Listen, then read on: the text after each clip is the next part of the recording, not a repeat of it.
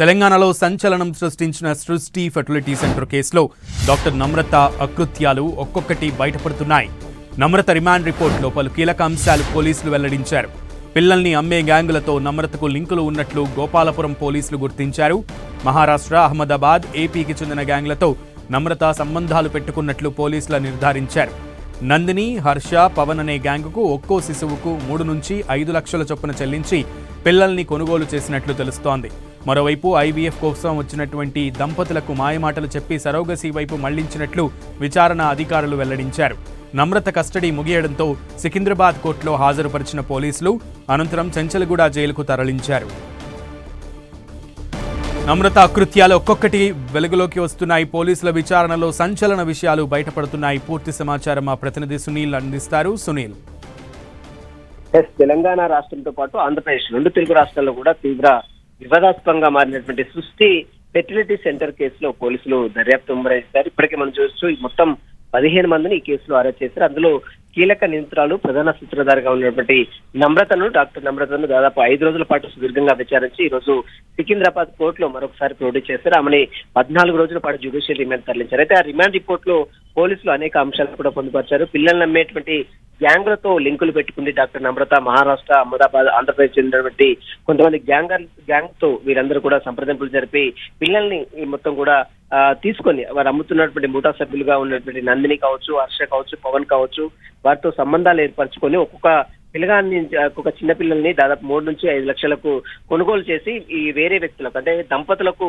వాటికి ఎక్కువగా విక్రయాలు జరుపుతున్నట్టు కూడా ప్రస్తుతం పోలీసులు గుర్తించారు. అయితే మనం చూడొచ్చు, ఐవీఎఫ్ కోసం వచ్చిన దంపతులను సరోగసి వైపు దారి మళ్లించి వారికి సరోగసి ద్వారా బిడ్డల్ని ఇస్తామంటూ కూడా మాయమాటలు చెప్పి లక్షల రూపాయలు దండుకున్నట్లు కూడా పోలీసులు వెల్లడించారు. ఇక నందిని, హర్ష, పవన్లతో పాటు గతంలో పిల్లల్ని అమ్ముతున్నటువంటి గ్యాంగ్లతో కూడా ఈ డాక్టర్ నమ్రత సంప్రదింపులు జరిపింది. అయితే గతంలో కూడా వీరు పిల్లల్ని అమ్ముతున్నటువంటి గ్యాంగ్ అరెస్ట్ కూడా కావడం జరిగింది. 4 సెంటర్లలో పిల్లల్ని అమ్మినట్టు కూడా ప్రస్తుతం పోలీసులు గుర్తించారు. పెట్టికేర్ కావచ్చు, హెడ్జ్ కావచ్చు, ఓయాసిన్ కావచ్చు, సృష్టి ఫెర్టిలిటీ సెంటర్ల ద్వారా పిల్లలు అమ్మకాలు జరుపుతున్నట్టు కూడా పోలీసులు గుర్తించారు. హైదరాబాద్ తో పాటు విజయవాడ, వైజాగ్ 3 సెంటర్లని ఏర్పాటు చేసి అక్కడ కొంతమందిని ఏజెంట్లను నియమించుకొని ఇదంతా గ్యాంగ్ కు తెరదీసినట్లు కూడా పోలీసులు అయితే గుర్తించారు.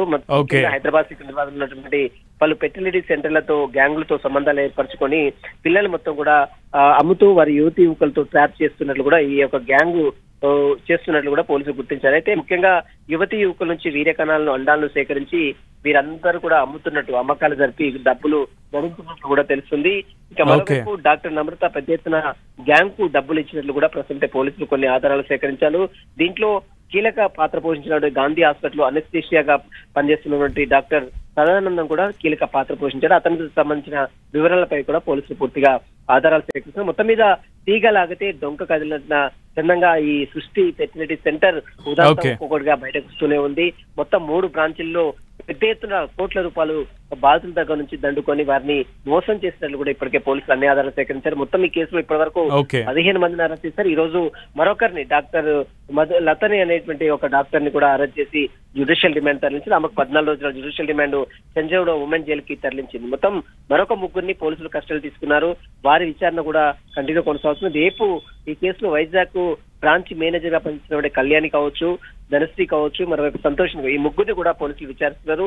వారి స్టేట్మెంట్ కూడా రేపటితో కంప్లీట్ అవుతుంది కాబట్టి రేపు వారిని మళ్ళీ జ్యుడిషియల్ రిమాండ్ కూడా తరలించే అవకాశం. మొత్తం మీద సృష్టి కేసులో విషయాలు మాత్రం వెల్లోకి వస్తూనే ఉన్నాయి. మరి వీటికి ప్రధాన సూత్రధారి, ప్రధాన కీలక నిందితురాలు ఉన్నటువంటి డాక్టర్ నమ్రత ఇచ్చిన స్టేట్మెంట్ ఆధారంగా పోలీసులు దీనిపై ఛార్జ్ షీట్ నమోదు చేసి ఫర్దర్ ప్రొసీడింగ్ కూడా ముందుకెళ్లే ఆలోచన కనబడుతుంది. సునీల్.